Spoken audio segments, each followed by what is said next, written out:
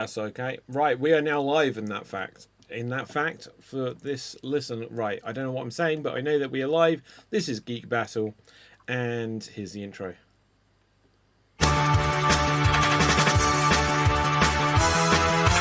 Welcome to the Geek Battle Zone. We discuss comics and puny minds are blown. We debate Marvel versus DC, Skeletor, X-Men, and Ron Weasley. Judge David slams down the gavel. The cap dreams of Henry Cavill. It's a Geek Battle stream. Nerd rage as we assemble our Geek Avengers team. Welcome to the Geek Battle party. We are the Justice League and our Batman is Marty. Say hello to Tim as movies are greenlit. Every new movie, Dev's already seen it. Xbox, Star Wars, and Star Wars Star Riders. He-Man, Star Trek, and David loves spiders. We battle as Marvel and Disney look bleak. And we try to crown the Geek of the Week. It's the Geek Battle Show. Welcome to the Geek Battleground, where we use the Force and the One Ring is found. Cap is wrong about Resident Evil 6, and everyone watch out, cause oh shit is sick. Gerald and Tim and Diz will try to win at the Geek Battle quiz. David and Dave will confuse the crew as they dive in the TARDIS of Doctor Who.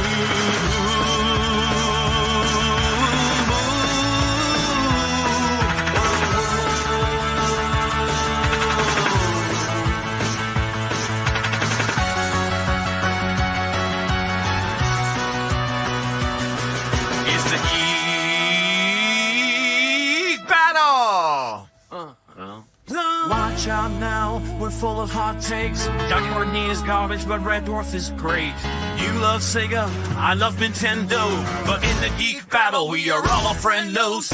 Oh, it's a Geek Battle show. Oh, the Geek Battle show. It's a Teenage Mutant Ninja Geek Battle show.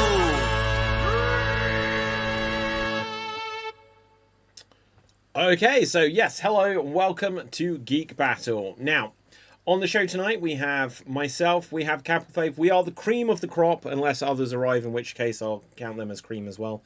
But, Capital Faith, yeah, exactly. Say hello to the people. Hail from the land of leopards, elephants, and crocodiles. It's me, Cap, without a background, so enjoy my wall and my green screen that is not usable in this angle. Yeah, okay. My geek fact of the week is it's also going to be a Warhammer fact so the Necrons I talked about in our last show, where it's like they're the evil robots, Terminator knockoff of 40K, where I said they're the most humans of things. And that's why I recommend a book called The Infinite and the Divine. It's basically, in life, you need a hobby. And if you're an immortal, you need a very big hobby to actually keep you going. Because you can't eat, you can't have sex, you can't really do any human stuff because you're a robot. So there's this Necron called Trazyn the Infinite, who basically decided to be a museum curator for all eternity. So he just looms around in the galaxy and steals stuff. Like, he can literally steal stuff from time and then take him to his museum and then put him in a gallery. So if you're important enough, if you're in a good historical event, he might just pop up and go, pop, yoink, and then you will just leave. Well, there you go. Interesting stuff there. Now, if I was a robot, like, I don't know where I'm going with this, but like, what would be the, I just don't know I wouldn't like being a robot. I always figured with like RoboCop, the fact that he's just a robot now, I'd just be like, what's the point? He's got his wife, but, no business is happening there. He's got his son who he can't pick up. I'll just be like, switch me off, basically. But I think that's what he asks, right?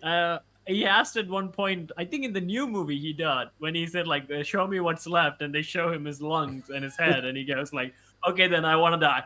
Yeah, absolutely. Oh, gosh, no. I mean, in a sense... It also depends on, so if we achieve like artificial intelligence, and if it's like really smart, and it might actually, if we give it purpose, then it can actually, think of something like a big, something unattainable, and it might, spend its days trying to achieve that. Like in Mass Effect, you're actually running this conundrum where there's like a robot pilot thing, ship's AI becomes sentient and becomes like a robot thing, and where she literally asks our protagonist, like, okay, I'm in a relationship with this dude, but I cannot bear any children. I cannot leave my mark on the world. So what the heck am I doing? And it will like even romance, he would probably die and I will still be around. So like, what's the whole point? And then our guy, the Paragon, hits you with this like, there's lots of other things you can live for. Life can mean lots of things. You can dedicate yourself to a course. You can serve your country. You can serve your species. Cap, or, if you had to dedicate your life to a cause, what would it be? Okay. I haven't really thought of that. Okay. Well, by the end of the show, guys, we will figure this out. I mean, am I interested in artistic pursuits? Probably. So to produce something that will be really enjoyed by, like, if I'm going for high ball here, like, I wish I'd be like an entrepreneur, creative, like Walt Disney.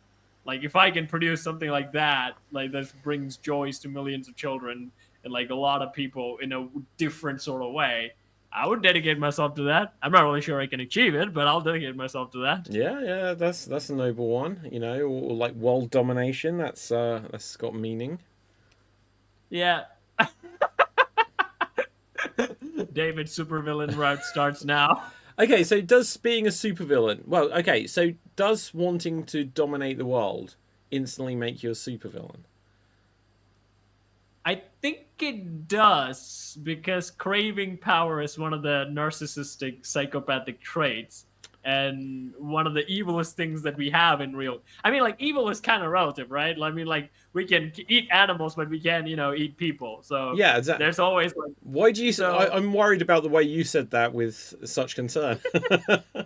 I'm not the one who's reading Silence of the Lambs. That's a good book. It's a good book. But in that sense, world domination in our human sense, we always, we point to psychopaths as the most evil of us because, like, they can't really feel empathy. So they are the only narcissistic people that will hit themselves, I will conquer the earth. Yeah, no, absolutely. I think, okay, so I think we've had this discussion before, but, like, I think everyone wants to, on some level, like, conquer the earth, because it's the only way you can guarantee your own safety. So, like, I think, I've said before, I think the motivation for why everyone does everything can be boiled down to safety. Like, it's not about power. And boredom. And boredom. Boredom? Yes. Okay, well, let's put that one to the test. Because if you think about it, a lot of people don't really care about safety. That's why they jump off airplanes and do daredevil shit, because they find the existence so mundane that they had to really push themselves to get that rush. Otherwise, they're just, eh. I don't know. Like, see, that might be the. But do people jump out of the aeroplane because they think it's going to fail? They think they calculate the risk and think that it's going to be okay. Because I think the rule changes if someone's, intending to hurt themselves.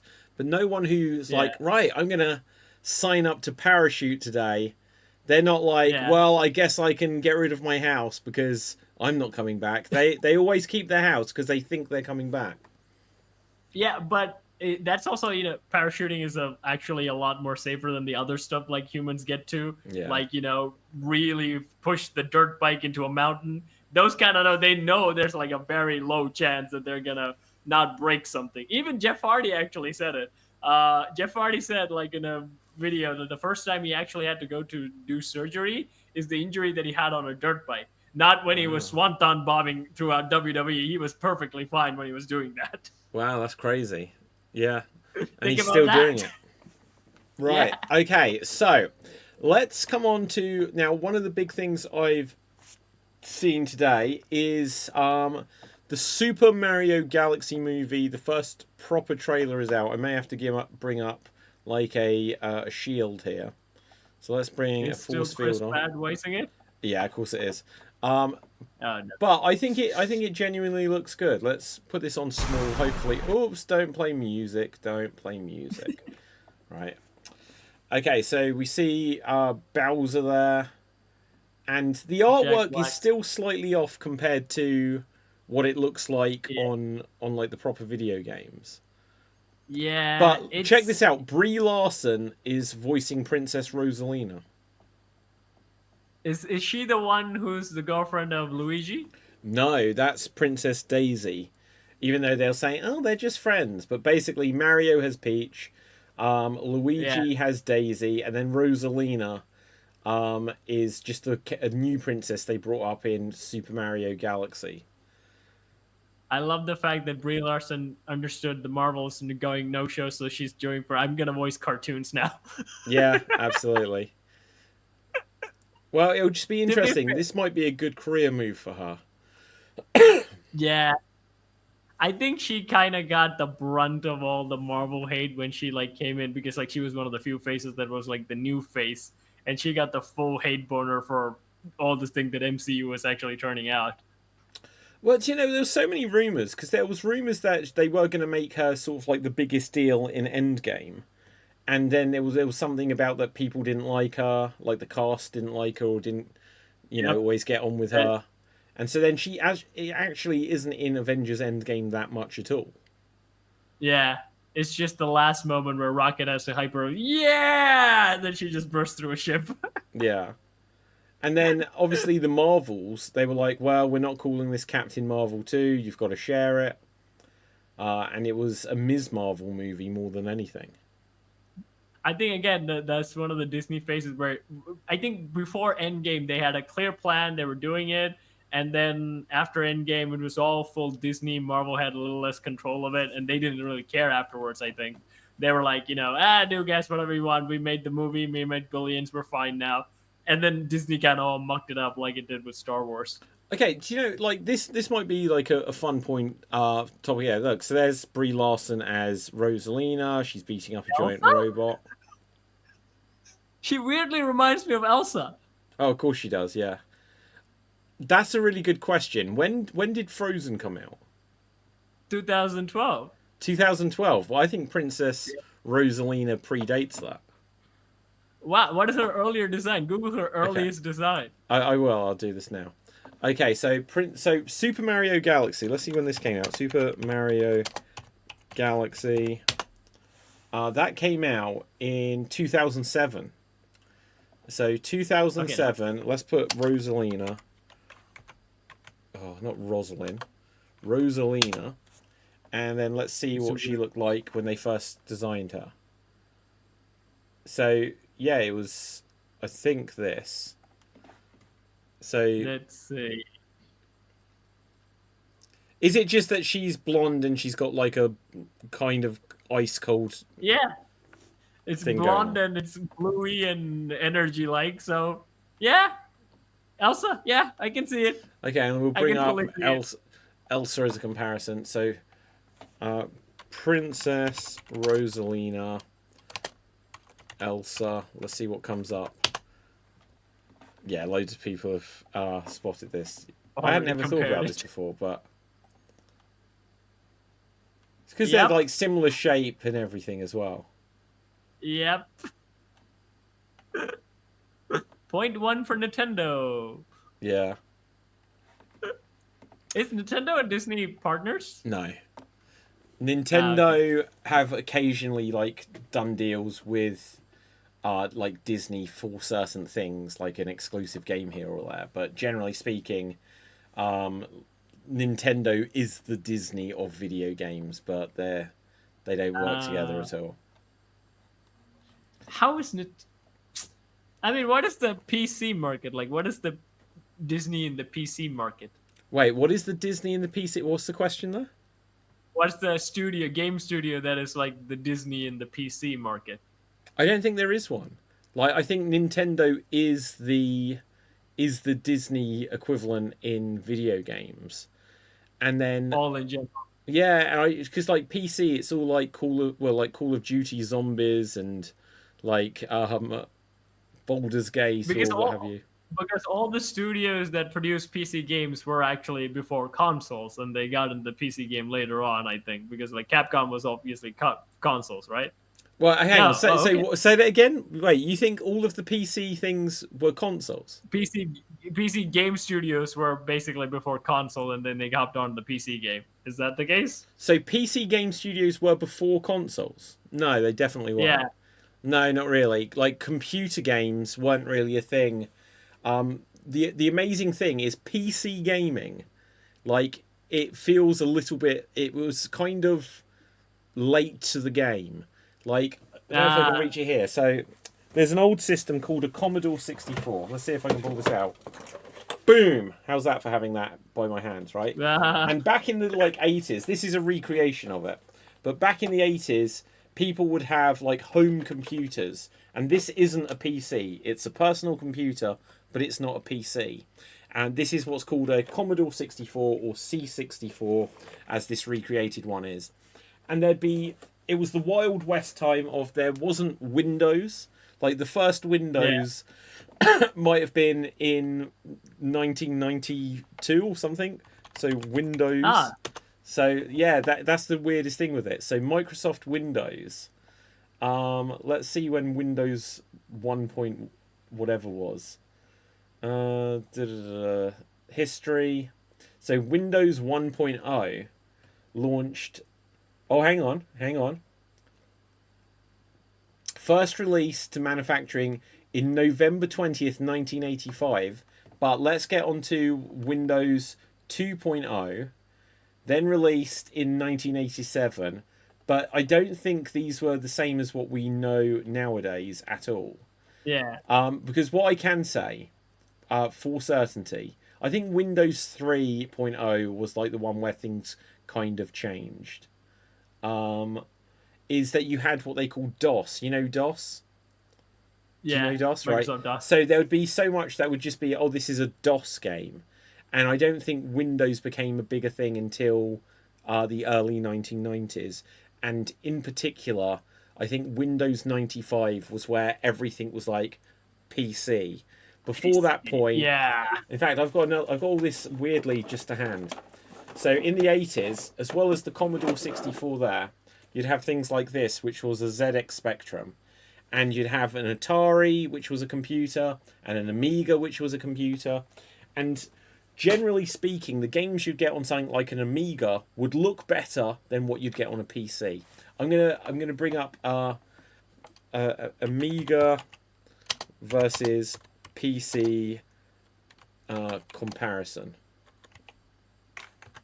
So was Capcom a video game, like a console game before? Arcade. Was it just a They PC definitely game? started as arcade. C64 Amiga PC. Oh, I can't find just a comparison of the graphics.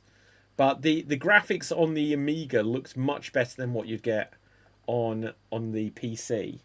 This might be a comparison. IBM PC. We are diving deep into game lore, and Dev is not here. Yeah, I know. See how it goes. It's EGA. It's odd, really, because like I know older kids of my generations actually had like consoles that were connected to TV, which were they always get usually when foreigners came around and they gave it to them. Yeah. And I always looked at that and I always say, where's ours? Can we buy one? And then we never find them here. There's never here. That sort of things were not available. But then my sister bought a computer and said we can just play games on the computer. And then that's when my whole PC gaming thing started. Yeah. Okay, so like this isn't a good comparison. It's not a good comparison. But like old PC games can generally look dreadful. And then on other things, this kind of shows it a little bit.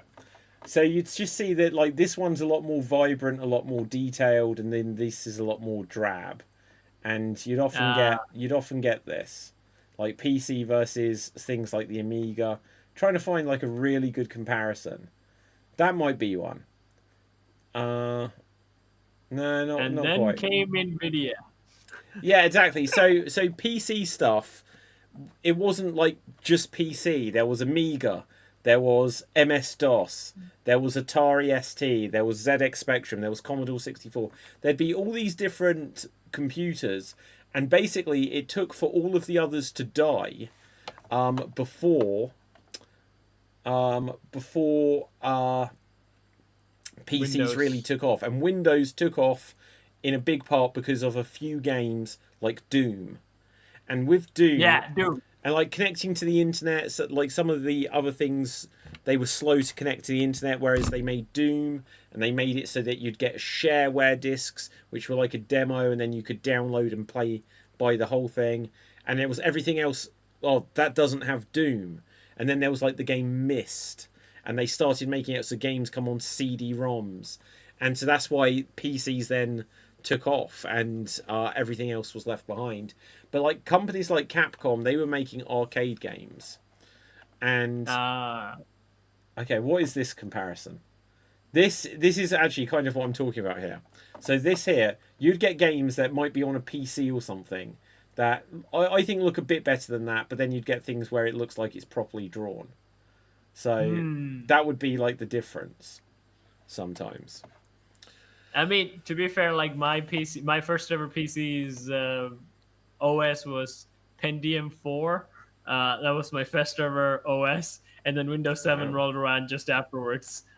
Okay, look, I'm going to get off this now, just because I've found a good comparison for what I'm trying to show. This shows, like, this would be EGA graphics, where it's functional, but then you'd get this where it's got all of like the detail and extra colors and stuff. So like PC gaming used to genuinely look really bad. Wait, VGA is PC, right? VGA ports are PC ports. Yeah, but what I mean is, this would be a lot of what PCs would look like, whereas this would be what an Amiga looks like as standard. You know, it's just, and then the companies that made these other things, they just wasted money or ended up going out of business, and so then PCs became like the standard, you know. Microsoft took over the world. Yeah, exactly. So the weird thing is, when it comes to Nintendo is like the granddaddy of them all, because the thing that's older than Nintendo is Atari, but they've been sold about 5 or 6 times, and so the current company that owns Atari is now, I think, a French-based company that like made the Alone in the Dark games and things like this back in the day. David Meekin, where are you? Yeah, we didn't know I can shut up about this if this is boring, but basically, so like Nintendo is the only one that still exists from far back in the day. Like other companies, Konami still exists, Capcom still exists, Sega exists, even though Sega had a merger as well, but their merger meant that it was still the same company. But yeah, there's hardly any of the old school things, and so in terms of what is the Disney of PCs, there isn't one. I mean, when you think about like when it comes to like actual Disney and thing, like Warner Brothers has always been like Disney's rival. Yeah. And they were older. I think they started as a music production thing. I think Warner Bros. Melodies or something like that. What, Merry Melodies? Yeah. I know that's the thing. I think they were. I think they were a music thing before they broke into like filming and things like that. And they were like for the longest time, all of my childhood, is that Disney's only opponent has been WB. And then I think in the mid 2015s, I think Warner Brothers was bought out by a different company, and then they would say a Warner company. It was a Warner company. So and okay, I've never worked out, is Warner Brothers and Time Warner the same thing? I'm going to ask AI. I don't know about that. Yeah. Because like it used to have Warner Brothers, and then it said used to be Warner Brothers, and then Bugs Bunny started showing up. The same thing. Let's see what it says. Is Warner Brothers, or are Warner Brothers? No, Warner Brothers and Time Warner are not the same thing, but they are closely related through corporate history. Warner Brothers is a film and TV production studio launched in 1923 by Warner Brothers. It produced movies, Harry Potter, Matrix, TV shows, Friends of the Big Bang Theory, and owns DC Comics. Time Warner was a massive media conglomerate formed from 1990 to 2018, so they're not even that old. Yeah. Mm. I mean, Formed by currently the who merger owns it? of Time and Warner Communications, which already owned Warner Brothers. So Time Warner basically was the combination of a company called Time that made magazines like Time and Life, who then merged with the company that owned Warner Brothers. Wow. Yeah, So one of us died before a long time ago. yeah.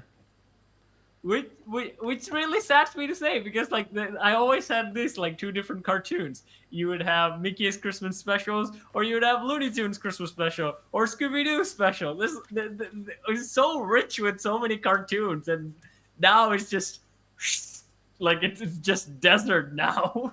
Desert meaning that there isn't any, or desert meaning that there's loads? I would say there. I mean, like, think about any prominent new characters have actually come up in like any sort of Disney way. No. You can't think of any. Yeah. I mean, they weren't actually needed to, because most of the time you think about like Looney Tunes and Mickey Mouse, like from the old days, and they kept going. We weren't able. I mean, like I would say the only new contender would be Garfield. He was like the only thing Garfield. that That's actually, from the 80s. yeah, yeah. Again, compared to them, he's the newest thing. No. So wait, you're saying that Garfield is the newest character that's like Mickey Mouse? Yeah. No, there's got to be more. What about like?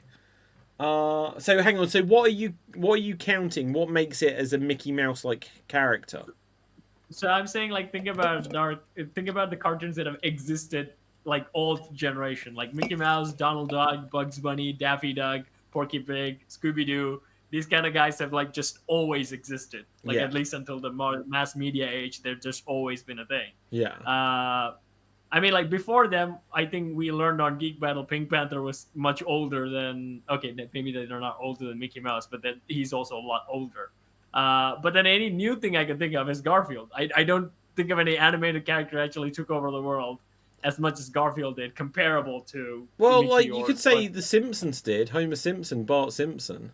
No, they're adult. They're adult animation. No, but they're adult animation. But especially when it first started, like the half-hour version of it, like the Simpsons in the 90s, like was Yeah. all Bart Simpson comics, Bartman, like Batman, and the Simpsons video games and toys. Yeah, but they're not. You get what I'm saying. Like they would comparable to like the Archieverse, where there's like it's again more adult orientated, not like cutesy furry mascot. What about like that, Stitch? Again, Disney. Oh, okay, so not, it doesn't matter if it. So do you mean non-Disney? Yeah, I mean, even if it's Disney, like is Stitch that iconic comparable What to what Mickey about Mouse? Pikachu? Okay, Pikachu. Okay, Pikachu is actually a good contender. I think Pikachu is actually a very good contender. Yeah, it's got to be like Pikachu is like everyone knows Pikachu as the only Yeah. Pokemon they know if they don't know what Pokemon is. They know Pikachu. Sonic the Hedgehog, you'll probably get a few that come out of like video games. Gaming, yeah, but not anything in like TV shows or movies. I would say Oh, there's got to be something like so. It's got to be a kids thing. And so, what's a kids it's character? gonna be just. It's gonna be like a mascot thing, like a furry animal or probably something like that. Okay, hang on. Cartoon character mascots 2010s. There's got to be something. Ugh, these already look terrible. What about like Peppa Pig? Or does that count? No, I don't care. I don't care about that drawing. No, like yeah, like I've been to Peppa Pig World or Peppa Pig's aquarium or something. Which didn't really it's a pig, it didn't really fit the aquarium theme, but it was there. Yeah. How are pigs so famous? I can't understand it. I never even understand how Porky got famous. Porky Pig, there's the bad piggies. Do you remember those? Nope. Do you remember Angry Birds? Yes. Okay, so the bad guys in it were the bad piggies. Okay, yeah. Okay, Yeah. so basically gaming. So we were right. Gaming basically took over entertainment age. Yeah, I think so. Like, Because other than that, yeah. then they go ahead. Now, other than that, I can only think of like some YouTube stuff that has been going on, like some meme characters that they were created. What famous cartoon characters have emerged and been Probably gonna be Ben 10. big since 2000? I don't even know what Ben 10 is, but I remember a few months ago we suddenly SpongeBob SquarePants. Okay, yeah, SpongeBob is good. Yeah. I think SpongeBob is the best. Yeah, okay. 90s creation. Okay, I think it's SpongeBob, great. Avatar: The Last Airbender, Uh, Dora the yeah. Explorer. Dora's good. Dora's good. Yeah. Like, it is weird though, because so much nowadays is kind of based on other things. Like, this is where we get so many remakes, and it's like Yeah. in the 90s, if there was a big summer blockbuster, there would be a cartoon of it. So obviously there was the Teenage Mutant Ninja Turtles, which were a comic, but then they kind of became popular because of the cartoon and then a movie. Yeah. But then you'd get like the Men in Black cartoon or Godzilla Ooh, love cartoon it. and stuff like this. And then you'd also get video games of all of these things. But weirdly, video games based on movies are kind of almost a thing of the past now. It's really weird. Yeah. I mean, like, one of the things I usually see, there's a movie and then there will be a cover of it. And I say, is that a movie DVD? And they're like, no, it's a game. Huh? Who knew? Yeah. That reminds me, I should definitely check out the Men in Black games. I really want to play them if they're on PC. The Men in... Oh, I tell you what. The first Men in Black video game plays like Resident Evil. And it's Nice. terrible. Right. Oh no, which Resident Evil? Yeah, I'll bring it up and show you. Now, when I say Resident Evil, I mean the original Resident Evil, because this came out when when the first movie came out. So, Men in Black PS1. Let's bring this up here. This game absolutely sucks. I played it back in the 90s. I think I sold Open it. an award-winning ice. Oh, shush. Right, I played it in the 90s. I think I sold it. And I ended up buying it again years later because I was like, I want to do videos about the Resident Evil games and all of those type of games. And I was like, I know Men in Black is one of them.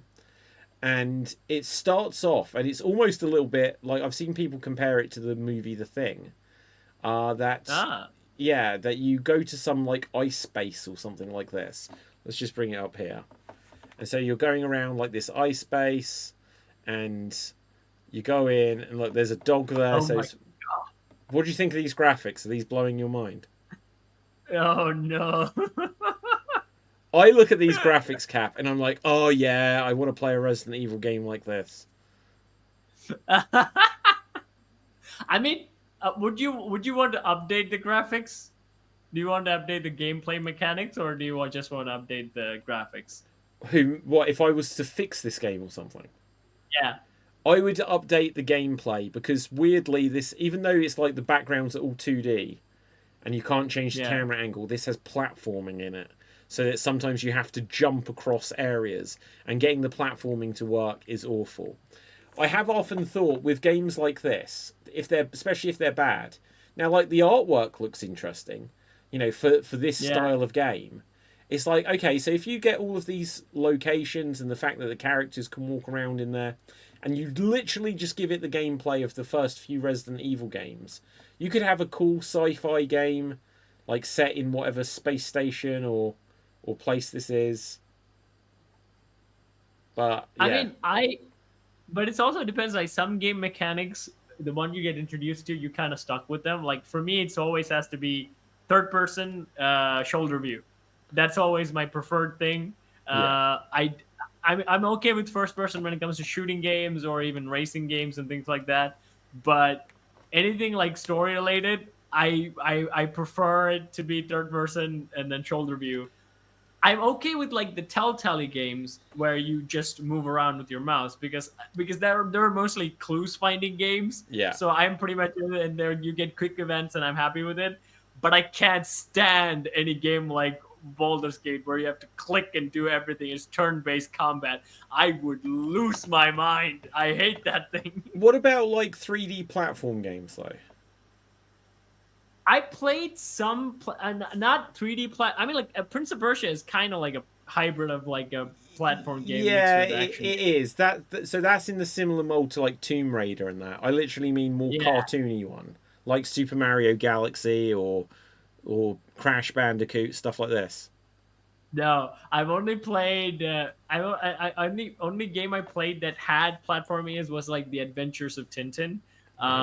Which was a game that came out with the movie where it's also like a hybrid where it gets like full platform where you get like with Mario and things like that, and then it turns into like a first person view in certain scenes. That's the only thing I really enjoyed, and I only enjoyed because it was Tintin and not any other characters that I don't know. Yeah. So okay, Cap, here's a question for you. What would you say are your like top 5 video games of all time? We should do this with everyone here, but we can do this now with you and me. What's your Witcher 3, Red Dead Redemption 2. What else did I have really fun with? I think Resident Evil franchise as a whole, I had tons of fun with, but I would not put them as like the greatest things I played. That's the reason why I can't really put them. Okay, what else? What else was I really satisfied with? Okay, my innocence wants to put Sam and Max in them because I really enjoyed playing Sam and Max. Wow. Other than that, I would say... What other game has... Mass Effect. Mass Effect. What's the recent edition I actually recently played it? Mass Effect is awesome. Okay. Other than that, I played tons of games where I can't really put the... Okay, I have to put like all the combat games I mostly play, like Mortal Kombat and Injustice. I'll put Injustice because like I really enjoyed Injustice. Yeah, we should play that again. Actually, I forgot about that. Okay. Yes.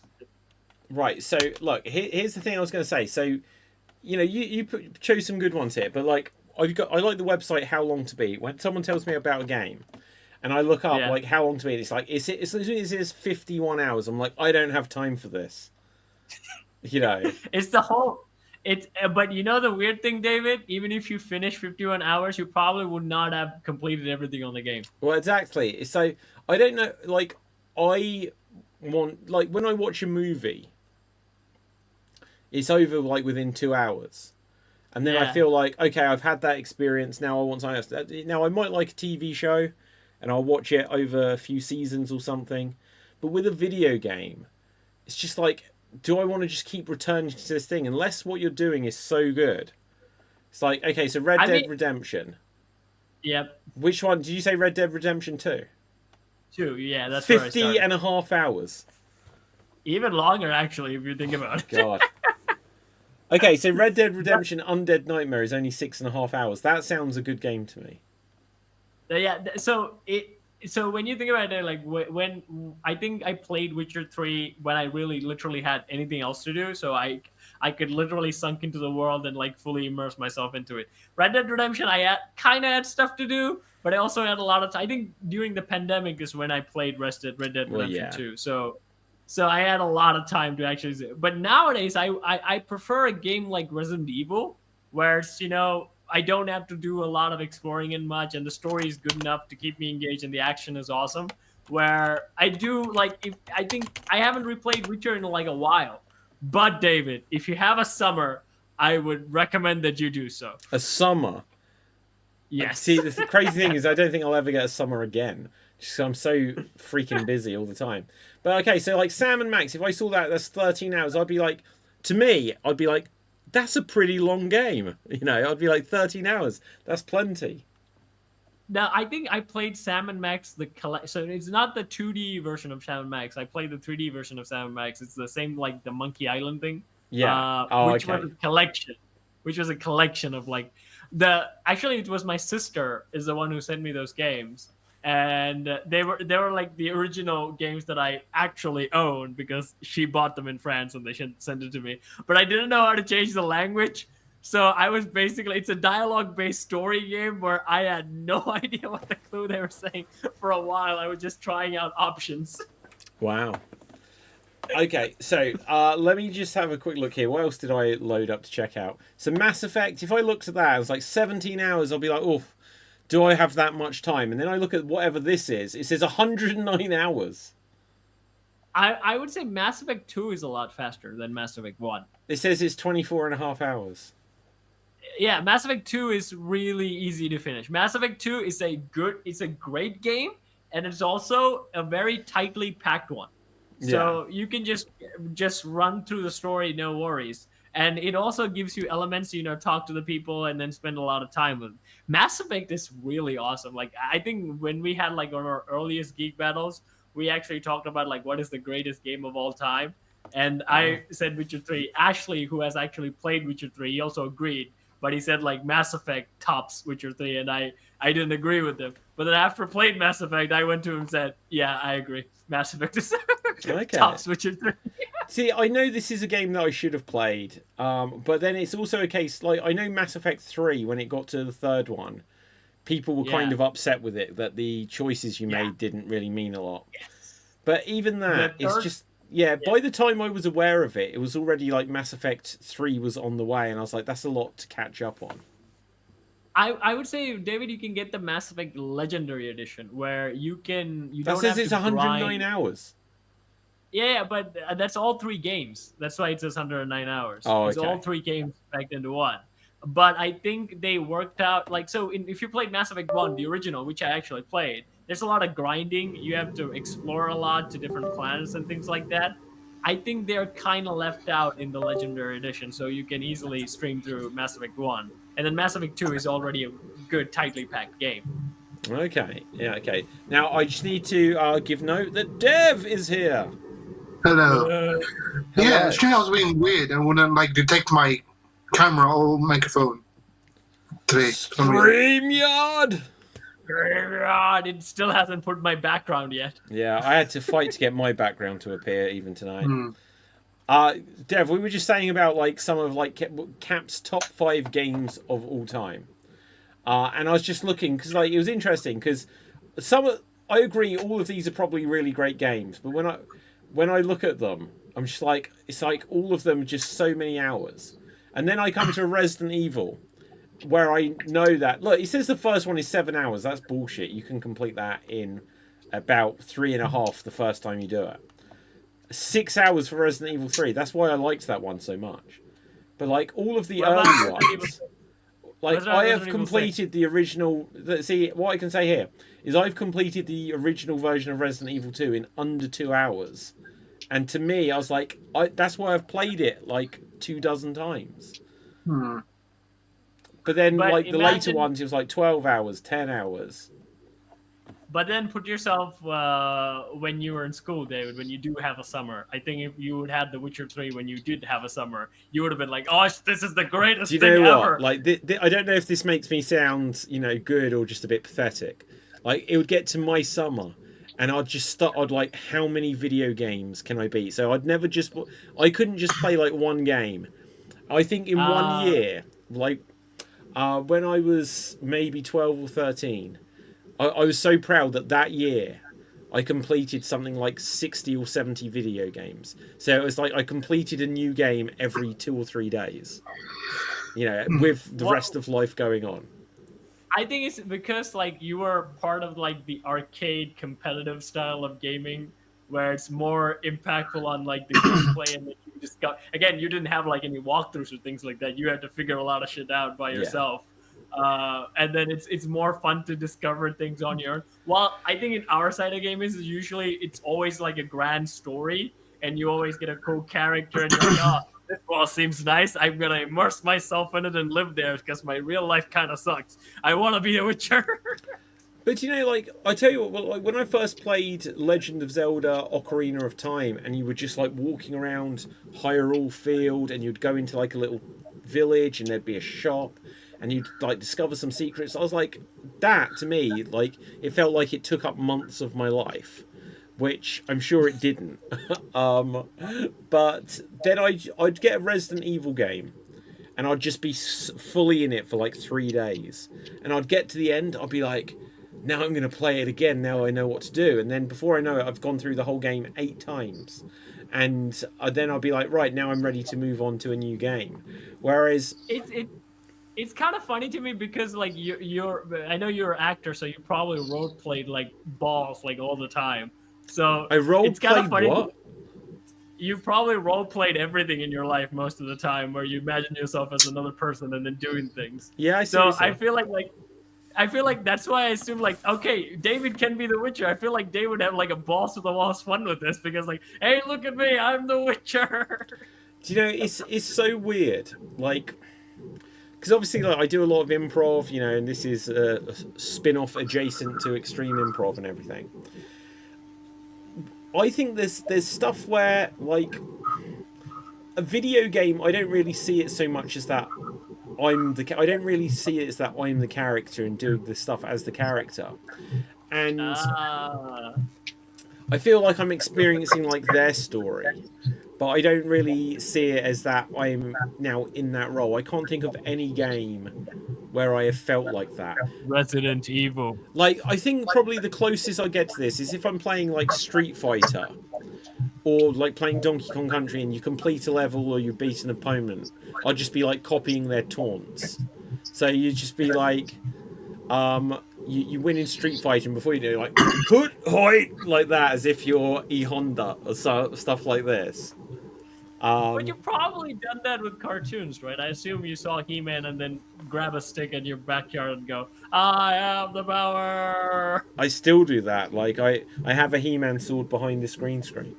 So imagine you get a video game where you are He-Man and it's an open world where you get to explore your own story as He-Man. Yeah. But, you know, I think this is one of the reasons I don't mind first-person shooters, but I prefer games where you see the character. Yeah, always have. Me too. Sure. Because I don't want to feel like I am the character with this hand. It doesn't make me feel like I'm the character. I want to see the character. That's why I always preferred Resident Evil, because it is a shooter game, but it's third-person shooter game, which I always preferred. Yeah, and so this next one, like, I'm excited for Resident Evil 9, but I keep seeing stuff for it like it's coming out quite soon, and I think it's like February. But like none of the new stuff they're showing for it, I'm going to play the game. I'm looking forward to the game. I don't actually feel excited for Resident Evil 9. Like I'm probably not going to play it. Oh, why? You can play it in third person. Two reasons. One, I don't think my laptop will be able to play it. The other reason is I'm not sure it's the Leon story, so I don't care. Everything I keep hearing suggests that Leon is in it. If that's so, then I'll probably at least watch the story if my computer won't run it. Oh my gosh, I could never do that. David, as a PC gamer, most of my life was like, even Witcher 3, when Witcher 3 came out, I saw the trailer, I saw YouTube videos, and I thought to myself, I will never play this game because I would never get a graphics card that I can afford that will play this game. And then 2 years later, I was able to play this game. I was like, this is the greatest thing ever. Yeah.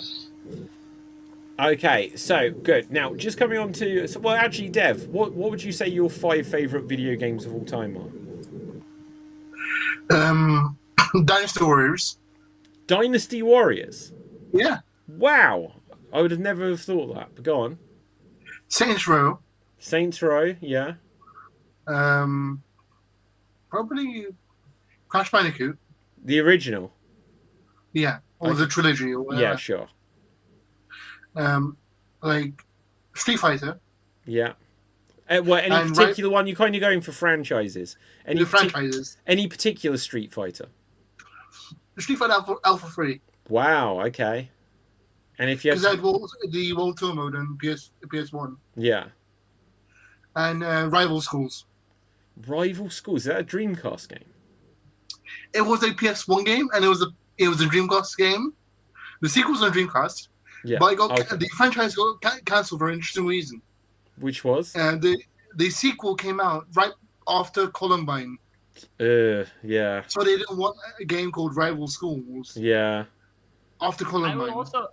I will also like to add, David, the gun game, which was my first ever story-driven game. I really love like that game. Apparently, that game came out 20 years ago. I know. That's insane to me. 20 years. No, so like my Although- list. Go on. Yeah. No, I think that game I was not age appropriate to play, but like we didn't have like age restriction and things. I think I got that from the net cafe, came in and put that sucker in and played it, and I saw, oh, the lady's neck gets cut in this cutscene, and I went, ah. Wow. Okay, so something I was so first of all I was going to say, like, the interesting thing with like my if I choose my 5 games or franchise or whatever, I'd definitely pick Resident Evil that you've highlighted, Cap, and I probably would put Street Fighter in there for Not Mortal Kombat. No, not Mortal. I like Mortal Kombat, but I definitely, this is what you're saying about not Looney Tunes. So like Warner Brothers and Disney, and then just one of these rivalries that you have throughout time is Street Fighter or Mortal Kombat, Coke or Pepsi. You know, WWF, WCW. There's always these like 2 rival things, and Mortal Kombat. I like Mortal Kombat, but I definitely am more of a Street Fighter guy than Mortal Kombat. But for me, I definitely go Street Fighter 2, and I probably would choose Street Fighter 2 Turbo or the original version of Super Street Fighter 2. Just because I've played those so goddamn many times. But I would choose... But I say that, if I actually had to choose my top 5 games, like, we all named, like, different ones, but I could probably sit here and be like, Resident Evil 4, Resident Evil 3, Resident Evil 2, and I could be like that. But, so Street Fighter might get bumped down, and it might be in the top 20. But I'd probably say Resident Evil 4, Resident Evil... a different one of the older ones, either the remake or the original. 6. No, not 6. 6. I don't think You need to replay it. I'm going to replay it. It is my intention. It wouldn't even be in my top 100. You know what, David? I'll do this with you. If you stream it, I will hop on StreamYard with you, and I'll be a backseat gamer for you. And if you play Resident Evil 6, I will swear to God. Why is that a benefit? Yeah, I was thinking the same thing, Tev. I would provide commentary. Yeah. Right. That's like saying, do you know what? Right. You order a pizza and I'll spit on it. I'll spit on it good. It's like, do I want this? You know. No, David. You order pizza. When you eat it, I will describe it to you. Yeah, right. And so anyway, so I would definitely choose Resident Evil in there. I would choose Donkey Kong Country 2. I think that is probably my favourite video game of all time. That is to me, it's the best 2D platformer, and I think it still absolutely holds up in gameplay, in graphics, and like in music, in every single way. After that, I might choose The Evil Within. I love the first Evil Within. I might choose Crazy Taxi.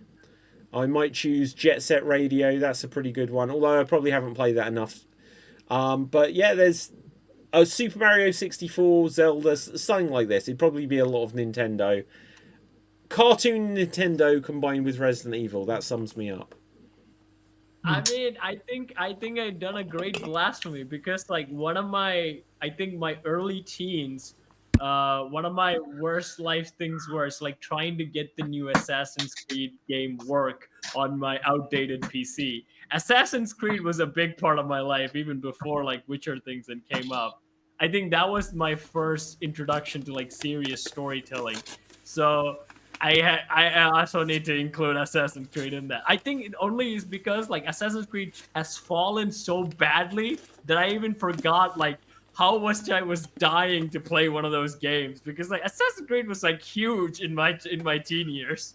It's weird how so many big franchises kind of disappeared from that era, because obviously Uncharted was a big thing.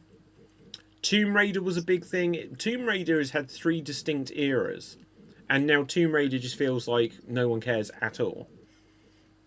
Resistance, like the PS3 launched with the game Resistance Fall of Man, which was so good. It had a trilogy, got worse with each one. Killzone, I don't know if they still make Killzone. Like so many, like God of War even. Yeah. Sony have been so weird with not making any of their franchises last forever, like how Nintendo do with like Mario and Zelda and Mario Kart and so on and so forth. But David, let me show you like how different like the gaming flavor was, like just like for someone who in my generation, like watch this short cutscene from Assassin's Creed 3. I'll send the clip in StreamYard actually. You can share it because it's gameplay cinematics. Sure. Okay, let me just grab that. Yeah. So copy No link address. need to worry about sound. Yeah. Okay, let's bring it up. So this is Assassin's Creed. This is 12-year-old Cap, by the way. Like, listening to this dialogue. Tell me something. Hmm? You could have killed me when we first met. What stayed your hand? Curiosity. Any other questions? What is it the Templars truly seek? Order. Purpose. Direction. No more than that. It's your lot that means to confound with this nonsense talk of freedom. Time was. The assassins professed a far more sensible goal. That of This peace. is the American Revolution. Freedom by the way. is peace. Oh no. It's an invitation to chaos. Only look at this little revolution your friends have started.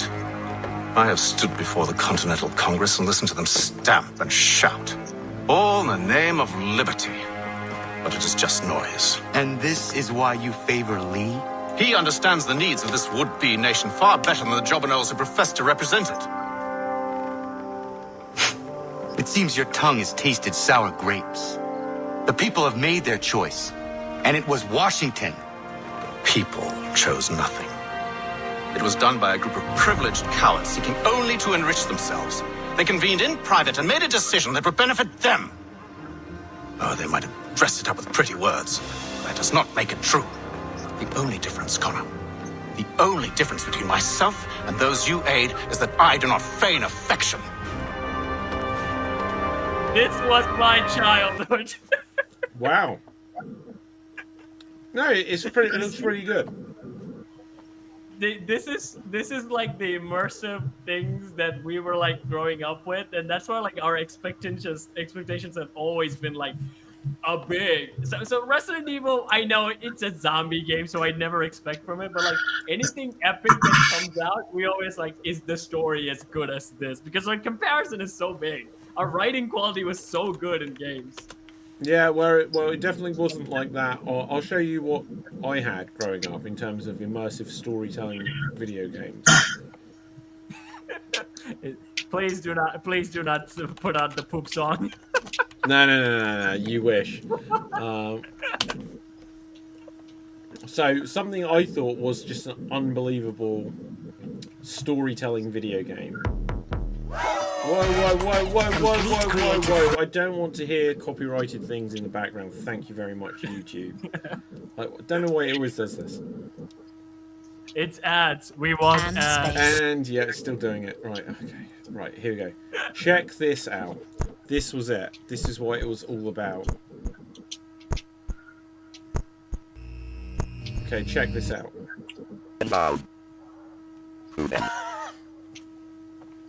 That's for you to discover. It is presumed that the airplane has landed in Santa Terra. It's only a rumor, but the Prime Minister wants full details.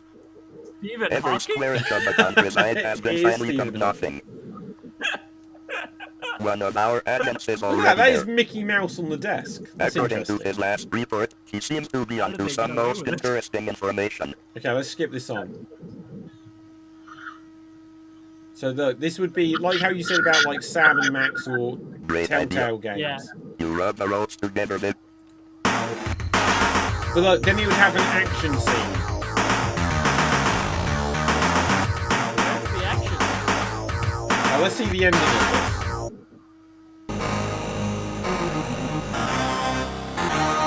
See, this is cinematic storytelling.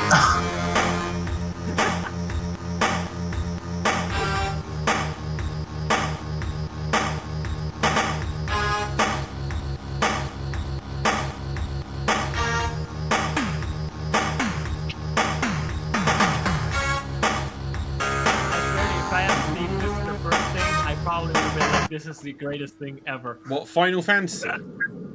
No, if I have seen this was my introduction to video games in general, I would have been like, oh, this is the greatest thing ever. Well, yeah. Do you know, the weird thing is that's actually better than I remember, because I swear when I played that, you didn't have digitized speech. You couldn't hear it like that. So you just had to read all of that Stephen shit. Hawking's? No.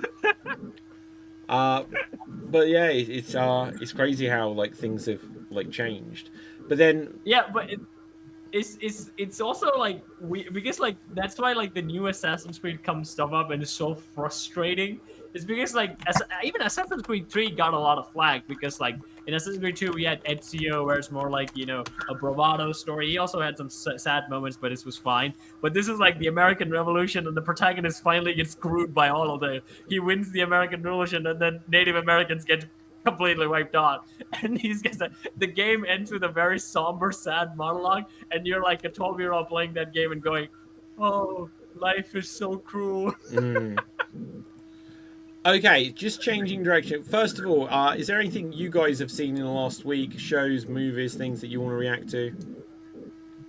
I want to hear what you guys think of the new Predator movie if you have seen it. I've not seen it. I wanted to see it, but this week has been incredibly busy. I hear two voices. One of the people is like people like Predator fans. They hate it.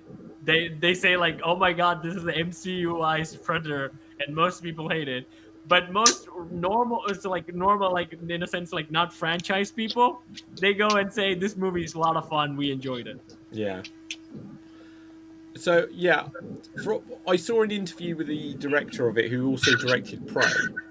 And he said, like, what can I do that isn't just the same movie again? So it's just set within the world of Predator or whatever, and it's a different kind of movie. But yeah, I do hear that a lot of people aren't that keen on it.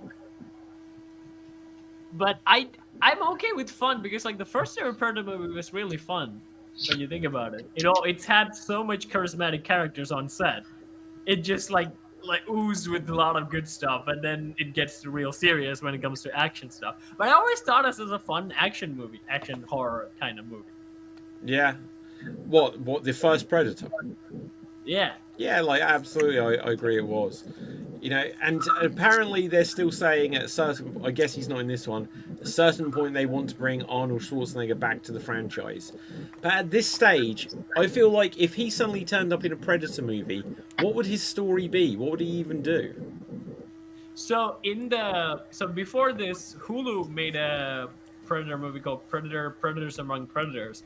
In that one, they revealed that the Predator, what it does is like any person who beats the Predator, the aliens would go back and then they would steal them and then put them in a pod. So we see Arnold in a pod, frozen. So what's this called? Predator Before Predator? No, Killer Among Killers, I think. That was the title. This is an official Predator movie? Yeah, it's a good one, actually. Predator...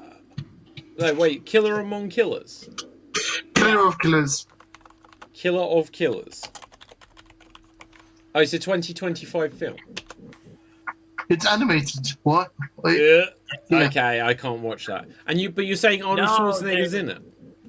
Arnold Schwarzenegger has a cameo at the end. What? Actually him?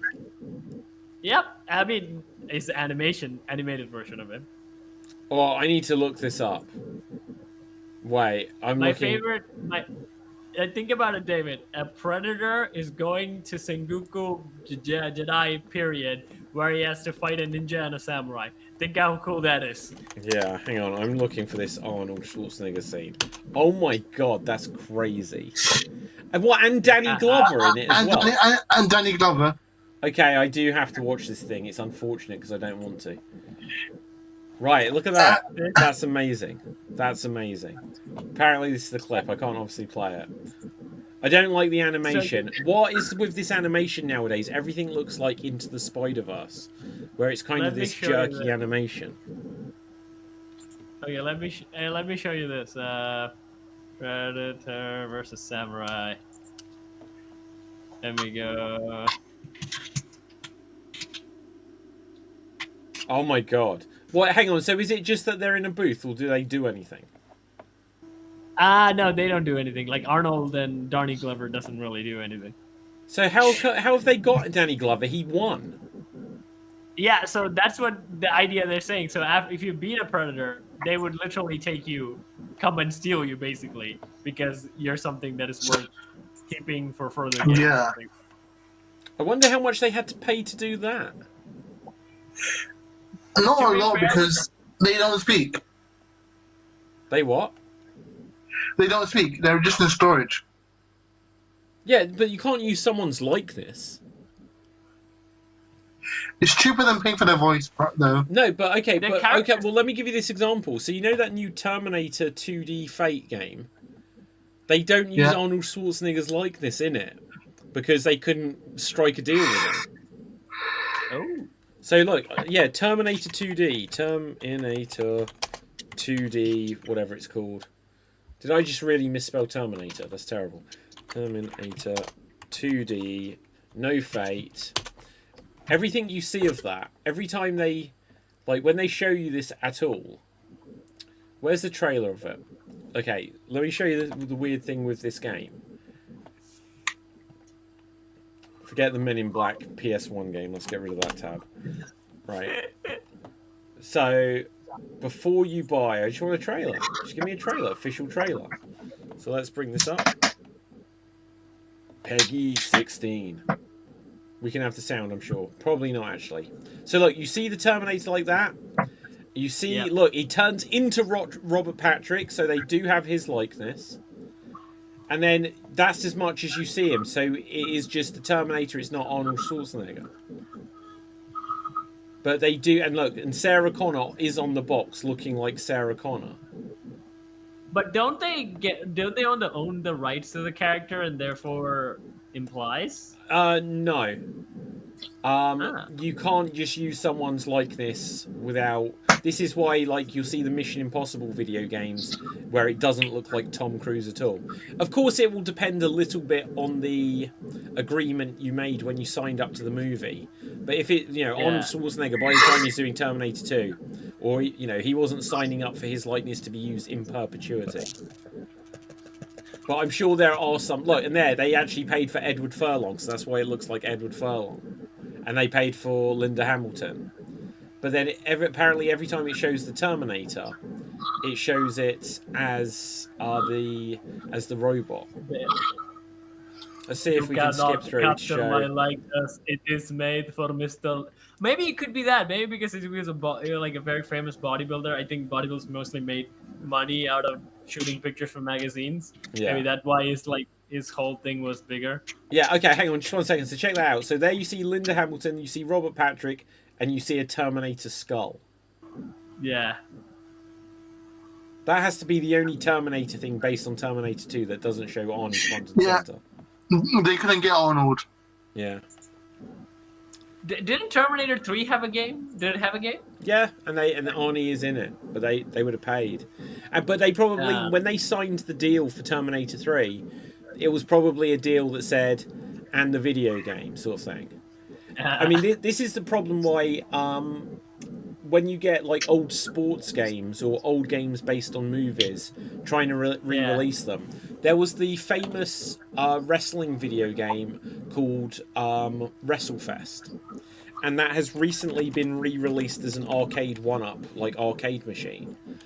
And they didn't get the rights to all of the wrestlers in it, so they've had to go back and edit the game so it excludes like 3 of the wrestlers. So like, let me just bring this up here. So on the original game, it got like the Legion of Doom, and they're not in the new one. They were like the boss. I can't remember if it's Sergeant Slaughter isn't in the new one, so he's excluded. So let's bring up WrestleFest 2025. Being re-released. Let's just click on this. So look, that shows Legion of Doom, but they're not in the game. That's from the original. And when you see here, it shows 3, 6, 9 of them.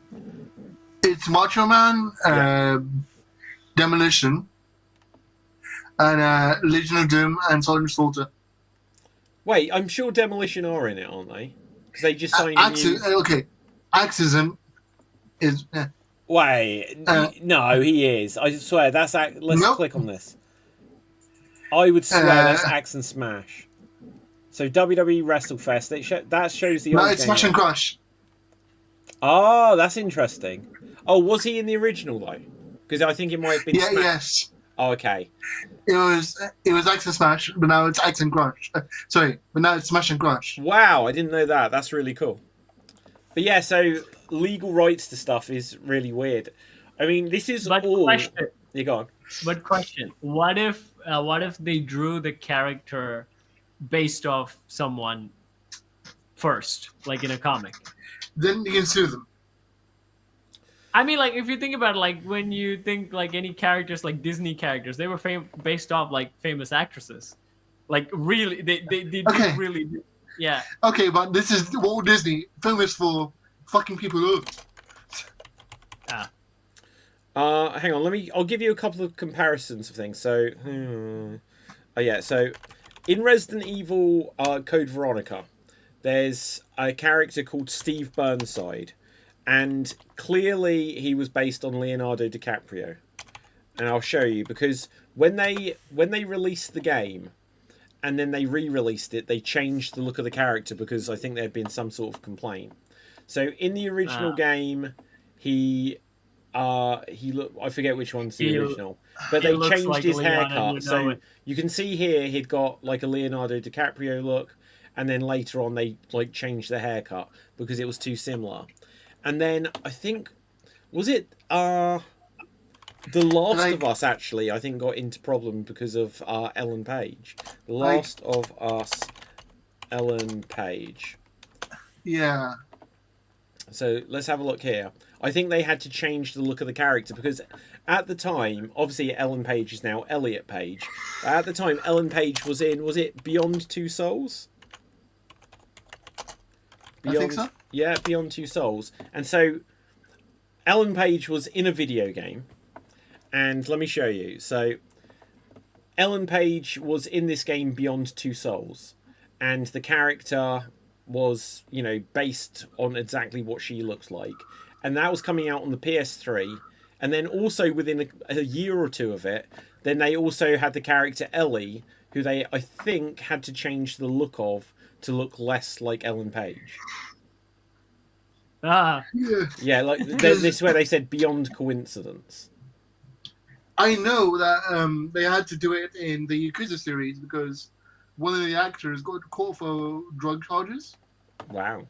So they had to motion capture the entire person, and the entire face had to be different. Yeah. Because I mean, like humans aren't that much different from each other.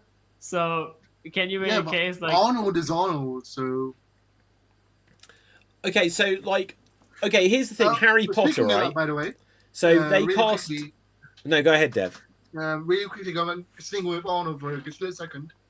It's funny that he didn't give his rights as Terminator to No Fate, but he did give it to Mortal Kombat.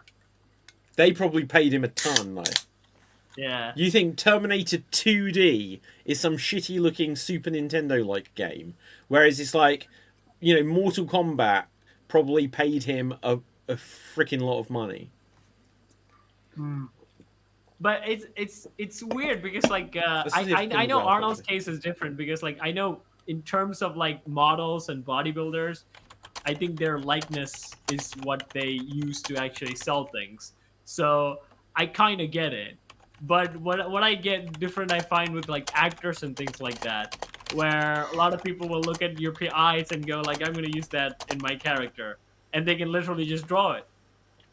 Yeah. Yeah. Okay, so first of all, just as that's loading, so here was the changes to the character Ellie that people noticed after the complaint. So for whenever this was posted, they changed the character somewhat, just to try to make the character a bit more distinct. They reduced her jaw? She doesn't have a jaw anymore? They just changed the shape of her face slightly. But that was a big controversy at the time. Because when you look at that, it's well, clearly they've just used the likeness without any rights. But then, okay, let's see if I found out the answer. How much was Arnold Schwarzenegger paid to be in... no public figures exist. Go on. Fun fact, in fact, this is my geek trivia fact. Do you guys know the old guy in Midsummer? I don't know what Red The Summer is. yeah. Now, Midsummer, like there's the show called Midsummer, and there's this really old man in it. Is it a show or a movie? It's a show, I think. Is it the thing with what's her name, Florence Pugh? No. Let me double check. Yes, it is. Okay, I think that's a movie. But go on. What about it? The really old man in that movie Yeah. is the basis for every single pretty looking anime guy character in existence. Wow. That is cool. If you Google the actor and type in anime, it should literally all come up. I don't know what the actor is though. Wait, is that the Norwegian actor? Yeah. I've seen that pop up. Didn't he recently die? Yes. Okay, so his likeness, he's one of the where like he's like a very feminine dude as well. So like any sort of like the classic anime with like who's the character in Berserk, Griffin, and like any sort of like that anime classic looks of dudes kind of comes from that guy. Any anime character that looks like an effeminate male was based on his look is based on him as a kid. I typed in the name in the streamer chat if you want to see. Bjorn Anderson. Okay, hang on, guys. This is breaking news here. And look, we're not on Slam Jam right now, but I think this is relevant. Check out these bad boys, because apparently in Zootopia 2 they're played by Roman Reigns and CM Punk. Huh? That's awesome. Roman Reigns and CM Punk will play as zebra buddy cops in Zootopia 2. Disney did them so dirty. They took the big dog and they turned him into the zebra. Wow. Why isn't he a dog? Yeah, why Wow. couldn't they just turn? Oh, there's a theory actually. There's a theory. You can't find dog or cat characters in Zootopia. There's no domestic, unless for cows, I think. You can't find dog or cat characters in Zootopia. Okay. What? Domestic. You can't find domestic dogs or cat characters in Zootopia. Doesn't surprise me. Well, it's a zoo, right? Why would it have dogs? No, it's because of the. I mean, like, yeah, that's a good point because it is Zootopia. Yeah, but right. there's a dark theory where it's like the animals actually evolved and rebelled against humans, and the dogs and cats were not Sided with born. humans. Yeah. So The they fuck? killed them. Oh no! I can disprove that theory in one scene. Yeah. Do it. In the British version of Zootopia, the news anchor is a corgi. Oh no, England. Okay. So there's a good like trivia with Zootopia, where the news anchor is a different animal in several countries. In the UK, it's a corgi. Wow. Damn, Corgi, you ruined a good Disney theory. So now Roman Reigns is now in 2 movies. Well, 3 movies, several movies, but one with Cody Rhodes and one with CM Punk. Yeah, this is the thing. Like, they always put wrestlers with wrestlers so often, but they shouldn't. Okay, Maybe guys, it's I'm gonna because have to I'm- begin I'm to working wrap with them. things up soon. I've had like a super long day, and I can just feel in the last few minutes. I feel like I'm about to pass out. Last thing I would like to bring up, because I spoiled this earlier. So, Cap, you may become a console gamer yet. Is all I'm gonna say. Just because apparently Steam have once again they launched the Steam Deck, but they're now showing a brand new Steam machine, which looks exactly like a Xbox Series X cut in half, and That's a Nintendo GameCube. it looks like that is a better GameCube than the GameCube was. That is definitely a cube. But apparently, so it's the next surprise follow-up to what it released 10 years ago. And this is the controller for it. Now, I don't know if I've got it to hand, actually, but I still have one of the original Steam controllers, which, I don't know if there was a picture, I saw a picture of it down here, but maybe it's on a video. But it was super weird. But it's got these touch pads. It's basically got everything the Steam Deck's got. But the one I had, at least for work, was the directional pad and the analog stick were both touch pads. What is that, a Steam controller? Yes. Yeah, I think I've got that because when they released the Steam Link and stuff like this 10 years ago, right? The Steam Big Picture mode or whatever. Yeah, and do you know what? It still works with stuff, and it's pretty good. Yeah. Let's bring up the Steam controller because this is a really bizarre controller. So instead of sticks, it has touchpads. Yeah, so look, it's got this ginormous D-pad and as you move your finger over it, you'd hear like this clicking, like click, click, click, click, click, like that. I'm gonna repeat that Omni-Man meme with my mouse. Look what they have to do to recreate our power. But you know, look, this new one I think looks best because just having one stick is super limiting. If you're used to 2 sticks, just not, I like the idea of giving extra options. Like that's got a D-pad, it's got buttons, it's got sticks, and it's got 2 touchpads. So I think they probably have nailed it now. That looks like a lot better idea of it. Give me a mouse. I can't. Do you know what? I can't play first-person shooters or things with a mouse. I just don't get it. Oh my god! I can't. I've never been it. Keyboard and mouse. I couldn't do it. Fun fact: there is actually 2 fun facts now. When I got Command & Conquer for the PS1, it came with a mouse. Wow. Because it was PlayStation, a Sony mouse that plugged into the PlayStation. Wow. Because if it was an RTS. Yeah. And for Phantasy Star Online for the GameCube, has a GameCube controller that's a keyboard. It does actually. You're right. Do you have that? I'm looking for it. It's really hard to find. Yeah, I think it's really hard to find. Yeah. It's ginormous, and it's a full-size keyboard, isn't it? Yeah. Okay, let's bring that up. GameCube. I have the chainsaw. I have the sword. I don't have the keyboard. Oh, I so wish I had the chainsaw. So annoyed myself that I didn't buy that. But look at that. Look at this ridiculous thing. The Dreamcast, though. I don't have everything. Obviously, the Dreamcast famously had maracas as controllers, and I don't have those.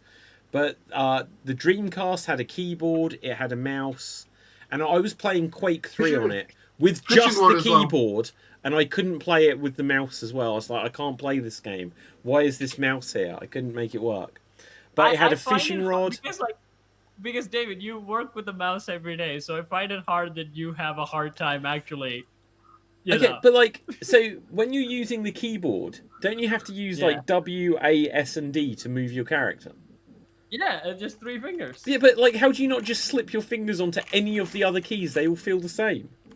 No, as a game, because mouse memory, it's a thing. Yeah, maybe. Maybe. Yeah, my fingers are usually so even when I'm playing who wants to play a video game like this? It's like you're doing some weird Star Trek mind meld thing. No, because control is usually dodge or crouch, and then space is usually jump. So you remove the space with your thumb. When it comes to fighting game particularly, my first ever fighting game was WWE game, where the controls were usually WASD to move around, and then T to punch, Y to grapple, and then U to do a heart attack. But look, this is it's right there. This is so easy. It fits in your palm, stick.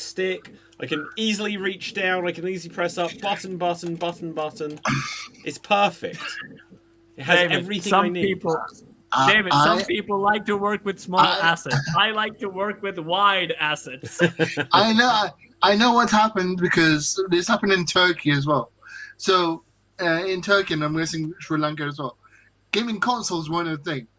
So if you wanted the game, you'd go to the internet cafe and play on the computer. And that's how you grew up. And the only way you can play a game is on a computer. So you never had a controller, ever. So, although, Deb, I would say this. So, a generation before us, some of them had controllers where foreign people would come and they would give their PlayStation or Xbox to someone, and they would usually have that. But in my generation, where computers kind of started becoming a thing at every people's houses, where it's computers, it's not something for the kid. It's usually for something for the family to work on and study and work and things like that. So it became an added benefit. If you have a computer, you can also game in it. So that's how whole generation started. And there were net cafes, where I was growing up, were just game centers where you would go and just play games, arcades with computers. Okay, but Yeah. check this out. Now, I usually sit here with at least one sonic screwdriver, and I sit here like this. But this one is literally a Nintendo Wii remote. So it's got a D-pad on it. It's got buttons here. It's got a trigger button. You've got a pointer. So this is the ultimate design for... This is what game controllers should be like. I want to sit there like this playing Super Mario. The ultimate game controller is the Sega Saturn. What, the Sega Saturn with the circle pad? No. Wait, yeah. Why is that the ultimate game controller? Because that is the basis for every single fighting gamepad that's ever come out. Ah. What with the analog stick? Hang on. If you type in like Street Fighter Fight Pad, every single one is designed to look like that. Street Fighter Fight Pad. Okay.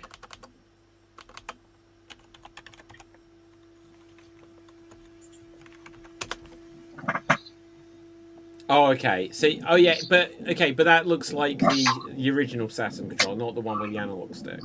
No, it's the original. Yeah. No, the Sega Saturn controller is really nice. I tell you what, if I don't know where mine is. It's somewhere about here. But the 8-bit Do or 8-bit Do, the little controllers like this. Now that looks like it's for the Xbox, but the one for the Sega Saturn. And that says, what does that say? That says Nintendo Switch. Yeah. But this, which you can use, I've got one like this that you can use on the original Sega Saturn. Original Sega Mega Drive. That's a really nice controller to play with. I do miss the 6-button layout. Everything just went, like, Sega, they killed it themselves. Because when they released the Dreamcast, they went to the diamond, like, 4-button, like, diamond shape, like you see there. So it's all like, everything just became, like, forever just like this diamond shape. I also like to ask, have you guys, when you're playing with PC, have you guys, changed the attacks to the number pad? Where it's actually, I found it for beginners, it's easier because it's like real punches, or like 1 o'clock. I plug in one of these to the PC. Cap, we both have controllers. Yeah, and that's what I tell you what though, I used to play on the PC, and I think it was because I had to, in 1997, right? Because I didn't have a game controller that worked. I'd play Tomb Raider or like Quake, and I'd play it with the PC. But they hadn't worked out, especially like Quake, they hadn't worked out like first-person controls like they have now. So I'd just be like, I wouldn't even be like pointing up or down like this with it, because that's where you use the mouse. It'd be old games, I'd just be pressing left to rotate. There'd be no strafing or anything. It was just a very different experience. I mean, for me, I would say I would probably be able to learn a controller to do a fighting game or any sort of like 2D games. But if you give me any sort of game where you have to like view and stuff, if you give me a controller, I would be utterly helpless because I'm so used to just with minor movements alone can see whole parameters with my mouse. The weird thing is like the first, like when I played Resident Evil 4 on the MetaQuest, I was like, oh. Now that made me want to throw up just because like VR is like that. But that game, and I'm sure other VR games are like it as well, but also the video game on the Nintendo Wii U called Splatoon, I think that was potentially the first game that fully worked out shooter controls. And that is because it would use this stick to move the body of your character. So I don't have... I've got a lion here. Check out my lion. So you'd press up and your character would run forward. You press down, they'd back up. You press left, they'd sidestep. You press right, they'd sidestep. Touching the right controller literally just controls where you're looking. So if you only touch the right controller, you'll stand low. You would be able to turn around on the spot, but you'd never be able to move forward. And then, with Splatoon, because it got motion controls, you'd go like this, and it would actually change where you're aiming. And on Resident Evil 4 on the MetaQuest, and so I'm sure other first-person games on VR have this, I could press the controller to walk forwards and move my legs. I could press the other controller to change the direction of my body or my head. But then I would literally just be pointing the gun to where I want to shoot. So it would mean that I could turn my head this way and shoot that way. And I was like, finally, this is the first game I've played that's ever fully worked out how to move both your legs, the direction of your head, and your hands independently. I mean, in PC you could do that. You could literally just walk differently. Yeah, you can basically just walk differently. No. But the difference is, so say you're shooting, right? You Yeah. have to be facing the direction you're shooting. No, so if you look at Resident Evil 4, right, Leon's game, right? You played it on PC. Did you play that on PC? No. Okay, so if you play that on PC, basically you can look in a one direction and you can still move around wherever you want. And then the shooter button, because it's third-person shoulder view, Leon's head could be somewhere else. But but that's not you're not controlling that. So the point is, I could play a game because, like, generally, like, I'm sure if you use a mouse pointer, you could take your mouse pointer and shoot over here to get a headshot, or shoot down there to shoot at someone's knees. But basically, and then go. When you do this, it is going to be somewhat moving the camera, because when you use the mouse, you use it to control the turning around of the character. This, it literally gave you one control to control which way you're facing, a different control to move your movement with your legs, strafing and that, but then literally the gun on VR, you could do whatever you want. And the video game Splatoon on the Wii U works that same way, because it's got motion controls which don't which just change where you're shooting, which don't or then impact the movement of your head or the movement of your character. So saying you can do this. Yeah, like, it's so cool because, you know, it doesn't benefit you to do it, but you could be there's something coming here and you could be like shooting a zombie and then, or, you know, an infected, and then you could look over your shoulder to see what's coming behind you. Whereas on any other game, it'd be like, if you want to see if something's coming behind you, you could shoot there, but you couldn't shoot there. Yeah.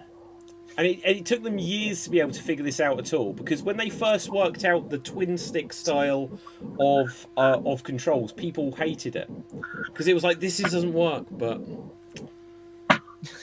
anyway, guys, I'm going to begin to wrap this one up now because I'm going to pass out soon. I swear. I feel like You need I feel to get hollow. that hairspray from Resident Evil 4. I do. I need a green herb sort of thing, right?